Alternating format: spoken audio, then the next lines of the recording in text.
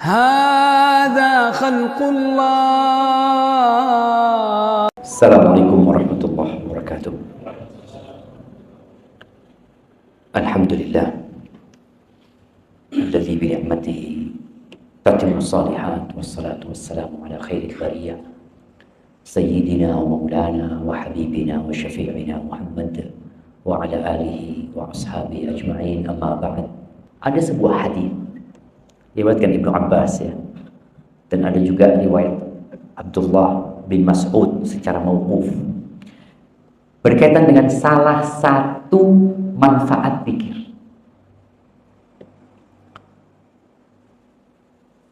Man ajiza anil laili an yukabida, barang siapa yang tidak mampu untuk bangkit di malam hari sholat malam.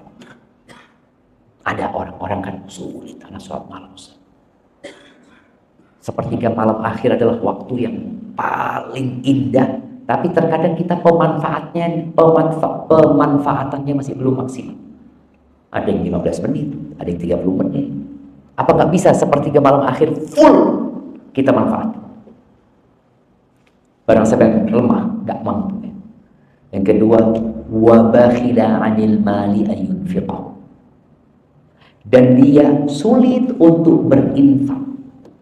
Ada orang-orang yang terlalu cinta sama harta, nggak, sulit dia untuk berinfak. Kemudian yang ketiga,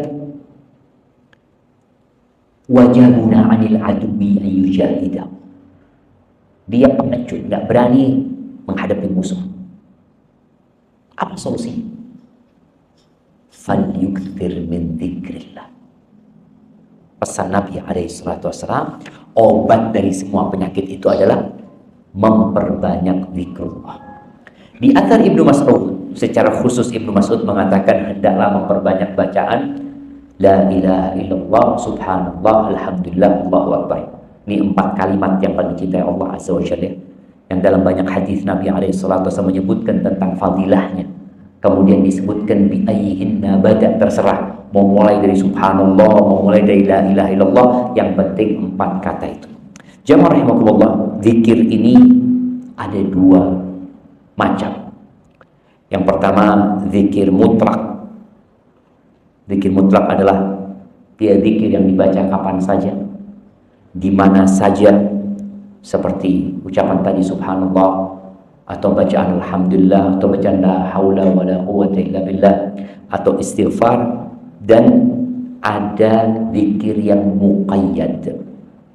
Zikir yang muqayyad ini adalah zikir yang dibatasi oleh momen, oleh kondisi, oleh tempat, atau jumlahnya. Jadi seperti zikir setelah adzan, ya udah, kita bacanya jangan di waktu lain, bacanya setelah adzan.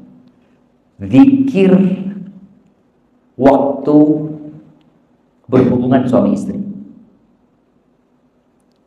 apa ya Pak? Nah, bismillah, Allahumma jannibna syaitan jannib syaitan ma razaqtana. Ini zikir yang dibaca ketika hendak berhubungan suami istri.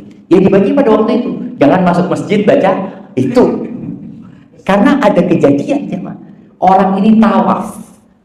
Dia itu kan tawaf lama ya, ngantri. Akhirnya dia buka buku doa-doa. Semua doa dia baca. Sampai doa itu, oh bismillah, Allahumma jannibna syaitan jannib syaitan. Ini tawaf apa coba?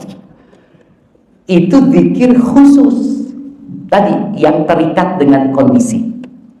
Contoh yang khusus ya, umpamanya masuk ke toilet, orang mau makan, habis makan, pakai baju baru umpamanya. Ini zikir-zikir yang terikat dengan waktu, tempat, atau kondisi. Maka hendaklah kita meletakkan di tempatnya. Jadi kalau ada orang mengatakan ketika tawaf, Allahumma jannibna syaitan jannib syaitan ma razaqtana, dia zalim karena meletakkan sesuatu tidak pada tempatnya. Apa manfaat dari zikir? Al-Imam Ibnul Qayyim rahimahullahu ta'ala dalam kitabnya Al-Wabilus Sayyib beliau menyebutkan lebih dari 70 manfaat zikir. Di antaranya 3 yang kita akan bahas supaya kita semangat untuk memperbanyak zikir. Karena zikir ini amalan yang mudah dan kita diperintahkan banyak-banyak berzikir tanpa kesulitan. Kalau antum disuruh banyak-banyak puasa, sulit. Banyak-banyak sholat, berat. Suruh banyak baca Quran, ya Quran termasuk zikrullah, tapi kadang-kala capek. Pegang mushaf harus bersuci. Yang pertama, manfaat zikir itu disebutkan oleh Ibnu Qayyim, yusahilus sa'ab wa yuyassirul asir. Jadi memudahkan yang sulit, menggampangkan yang sukar. Teman-teman nih, yang kesulitan mau bangun masjid, yang kesulitan dapat dana, apa yang harus dilakukan? Memperbanyak zikir. Wa yukhaffiful masyaq, dan meringankan yang berat. Jadi manfaat zikir tadi memudahkan yang sulit, menggampangkan yang sukar, meringankan yang berat. Fama dzukirallah azza wa jalla ala sa'bin illah. Tidak pernah zikrullah itu terus dibacakan terhadap urusan yang sulit, melainkan akan jadi ringan, akan jadi mudah. Urusannya sukar akan jadi gampang, urusannya berat akan jadi ringan. Itu yang pertama. Jadi kalau kita punya masalah apapun, maka berzikir. Yang kedua, zikir itu mengusir dari hati rasa takut, mengusir kecemasan, kekhawatiran. Betapa sering manusia itu hidup dengan depresi atau stres. Kalau dilihat, oh ternyata dia sering mengingat manusia, dia sering mengingat pekerjaan, zikirnya itu dunia. Maka ketika dia zikirnya adalah mengingat Allah Azza wa Jalla, kecemasan, kekhawatiran, ketakutan itu akan hilang dan akan menjadi aman hatinya, tentram jiwanya. Ala bidzikrillah tatmainnul qulub. Jadi tenang. Dan yang ketiga, zikir itu menyelamatkan dari godaan syaitan. Seringkali kita dengar, Ustaz, anak futur ya, anak sekarang sering digodain syaitan, ini macam-macam. Nah, masalahnya kurang zikir. Coba perbanyak zikir. Dan zikir ini dihitung jam supaya kita tahu banyak. Makanya kalau dilihat para ulama menyebutkan dahulu di zaman sahabat sudah ada, Ibn Taimiyah menyebutkan sahabat-sahabat Nabi itu yang zikir pakai biji kurma, nggak pakai tasbih. Jadi biji kurma ditaruh di keranjang, mulai dia pindah. Kurma itu umpamanya berapa? Isinya 300 atau berapa? Makanya para ulama menyebutkan, dan ini pendapat yang rajih, berzikir dengan tasbih boleh apa enggak? Pendapat yang kuat boleh. Cuma mereka menyebutkan tasbih itu alat hitung, bukan alat zikir. Alat apa? Hitung. Jangan dijadikan tasbih itu sebagai sarana ibadah. Enggak, dia bukan alat zikir. Maka kita lihat di pesawat pramugari, kalau hitung yang hadir pakai apa? Ya pakai ini. Yang biasa dulu pakai zikir orang-orang. Jadi sebelum ada digital itu, ada peralihan dari tasbih pindah ke alat hitung itu sebenarnya. Bukan alat zikir, alat penghitung. Jadi itu diantara kalau bicara faedah zikir. Kapan manusia disebut orang yang banyak berzikir? Allah Azza wa Jalla memerintahkan kita untuk banyak berzikir. Seperti perintah Allah di surat Al-Ahzab ayat 41, Allah mengatakan, ya ayyuhalladzina amanu dzkurullaha dzikran katsiran. Wahai orang-orang yang beriman, kalian berzikirlah kepada Allah yang banyak. Selesai sholat Jumat, ketika keluar sibuk dengan pekerjaan sama keluarga, Allah mengatakan, fa idza qudiyatis salatu fantashiru fil ardi wabtaghu min fadlillah wadhkurullaha katsiran la'allakum tuflihun. Berzikirlah mengingat Allah yang banyak agar kalian sukses. Kapan orang itu dikatakan banyak berzikir? Di antara yang disebut oleh para ulama adalah ketika dia menjalankan zikir-zikir yang sudah ada ketentuan.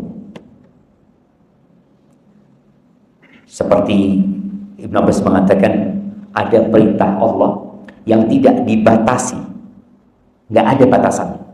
Sholat zuhur ada batasannya, asar ada batasannya, haji ada batasannya, puasa Ramadan ada batasannya, sedekah ada batasannya nggak? Ada, nggak boleh berlebih-lebihan, jangan pelit, jangan berlebih-lebihan. Tapi zikir, kata Ibn Abbas, illa ja'alalah haddan ma'luman thumma adara ala fi hali udin ghairi dzikr. Kecuali zikir, Allah tidak menjadikan batasan. Maka Allah katakan, yadhkurunallah qiyaman wa qu'udan wa ala junubihim. Berdiri berzikir, duduk berzikir, rebahan berzikir. Jadi usahakan kalau bicara zikir yang dengannya orang disebut banyak zikir, adalah melakukan zikir-zikir yang sudah ditetapkan waktu dan tempatnya serta kondisi. Ketika kena musibah, apa yang dikatakan? Inna lillah wa inna ilaihi raji'un. Kemudian zikir pagi dan petang. Ketika masuk ke masjid, baca doa masuk masjid. Ketika dari rumah ke masjid, baca doa menuju ke masjid. Ada pertanyaan, apakah orang berzikir itu hatinya harus ikut? Gimana coba? Apakah orang berzikir itu hatinya harus ikut berzikir? Ya, baiknya. Tapi tidak harus. Artinya kalau orang bilang subhanallah, subhanallah, subhanallah, subhanallah, subhanallah, dia subhanallah tapi pikir apa sih itu subhanallah? Itu kan hatinya tidak bersama dia. Apakah tetap dapat pahala? Tetap. Karena zikir ini amalan lisan. Lisan. Namun pahalanya berbeda kalau hatinya ikut. Makanya sudah, perbanyak zikir sudah. Ketika datang seorang sahabat bertanya kepada Nabi SAW, ya, syariat Islamnya sudah banyak ya Rasulullah, kasih aku amalan yang aku bisa istiqomah. Kata Nabi SAW, la yazalu lisanuka radban bidzikrillah. Jaga lisanmu untuk senantiasa basah dengan zikir. Contoh habis sholatnya, kita berzikir. Sebagian orang zikirnya itu belum nyambung antara lisan dengan hati. Kayak antum ngomong alhamdulillah, alhamdulillah, alhamdulillah, alhamdulillah, alhamdulillah, alhamdulillah, alhamdulillah, alhamdulillah. Kadang-kala itu belum sampai hati aja, Pak. Ketika ke-20, alhamdulillah. Wah, saya ini ngomong alhamdulillah, mereka sudah alhamdulillah, alhamdulillah. Baru nyambung, tidak apa-apa. Tapi pahalanya berbeda. Maka jangan akhirnya antum nunggu anak masih hati belum nyambung, akhirnya nggak berzikir. Jadi ada yang zikir dari hati kemudian ke lisan, ada dari lisan kemudian nyambung ke hati. Tapi zikir itu bukan amalan tangan. Bukan amalan tangan. Karena ada orang yang ngobrol tangannya makruh. Nanti pegang tasbih. Tasbihnya itu jalan dia. Situ awirit atau anak berzikir hati. Bukan. Zikir ini amalan lisan, bukan amalan tangan. Jadi hendaklah kita menjaga lisan kita. Baik. Apakah boleh seorang meninggalkan zikir karena takut riya? Umpamanya nih antum sama sohib-sohib ya, kepini ku habis. Akhirnya antum yang mau zikir jadi nggak zikir. Tidak boleh. Jadi seharusnya sudah antum baca zikir pagi umpamanya. Takut didengar sama orang, akhirnya antum nggak baca. Takut dibilang alim, dosen, tidak zikir. Malah antum terjebak dalam kesyirikan. Jadi takut riya itu bagus, menunjukkan orang itu ingin ikhlas. Tapi jangan sampai gara-gara takut riya akhirnya antum tidak berzikir. Kan zikir amalan lisan. Lisan harus bergerak. Itu kalau bicara zikir. Mungkin antum zikirnya nggak harus terdengar. Tapi kalau terdengar mungkin di beberapa kondisi bagus.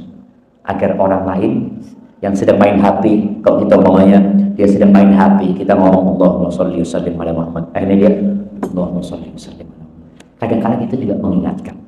Yang penting hatinya dijaga. Terus jemaah rahimakumullah, menghitung dengan jari itu sunnah. Jadi usahakan kita menghitung zikir dengan jari, tapi kalaupun pakai tasbih tidak perlu ditaruh di lehernya, tidak perlu ditaruh di tangannya, simpan di kantong. Mungkin kalau mau zikir pakai tasbih itu ya jangan di luar, di rumahnya mungkin. Atau tadi, karena sebenarnya ulama berpikir kalau pakai hasol atau pakai nawah, pakai biji kurma, itu sudah ada sejak zaman Nabi SAW. Tapi di zaman itu belum ada tasbih, belum pakai tasbih. Tasbih datang setelah itu. Maka sebenarnya tasbih itu ya tidak apa-apa lah, mereka mengatakan. Tapi jangan sampai dipamerkan kepada orang. Kalau mau dipakai di mobilnya, di mana, tafadhol. Baik, ahibati fillah. Yang terakhir, kalau kita punya amalan yang biasa kita lakukan dari zikir, lalu ketinggalan, boleh nggak diqadha? Diqadha. Umpamanya, anak itu biasa malam hari Ustaz baca istighfar 200 kali atau baca sholawat. Kan kita zikir ini bebas ya, zikir ini bebas. Jadi kalau antum anak punya sholawat 100 kali, tidak apa-apa.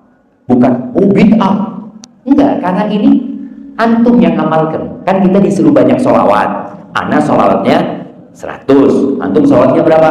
Anak sholawatnya 70, ini sholawatnya berapa? Orang beda-beda, tapi biasanya orang kan mau istiqomah nih zikirnya dia. Anak pokoknya usahakan sholawat itu sehari 100 kali. Dia biasanya baca pagi, ternyata nggak kebaca, sudah diganti di sore hari. Kemudian zikir pagi dan petang. Kalau orang ketinggalan zikir pagi itu, usahakan dibaca sebelum matahari terbit. Tapi ternyata kita jam 9 belum baca, kita baca atau tidak? Diqadha, tidak apa-apa dibaca. Tapi kalau kita harus tahu penjagaannya itu berkurang. Kan kita disuruh berzikir itu 2 kali dalam sehari, pagi dan petang. Jadi yang baca zikir di waktu pagi dijaga sampai sore, baca sore sampai pagi. Tapi kalau ternyata dia pagi bacanya jam 9, sore bacanya jam 10 malam umpamanya, ada fase dia tidak dijaga. Karena penjagaannya itu sudah terlewat atau belum nyampe, dia nggak akan dijaga sampai jam 9. Matahari terbit dia dijaga, matahari terbenam dari jam 9 pagi sampai matahari terbenam umpamanya, dia dijaga semua bahasa. Tapi karena zikir petangnya terlambat baru jam 9, berarti penjagaannya mulai jam 9 malam. Nah, kita sudah masuk waktu zuhur, maka berusaha kita untuk berzikir dengan zikir yang sudah ditetapkan waktunya, seperti dijawab adzan. Ya, kalau waktu jawab adzan, jawab adzan. Jazakumullah khair. Semoga Ramadan ini menjadi lebih baik buat kita, dan Allah terima ibadah kita. Allah kasih kekuatan agar kita bisa melaksanakan ibadah puasa, qiyamul lail, dan semua ibadah yang ada di bulan Ramadan. Subhanallahumma wa bihamdika asyhadu an la ilaha illa anta astaghfiruka wa atubu ilaik. Assalamualaikum warahmatullahi wabarakatuh.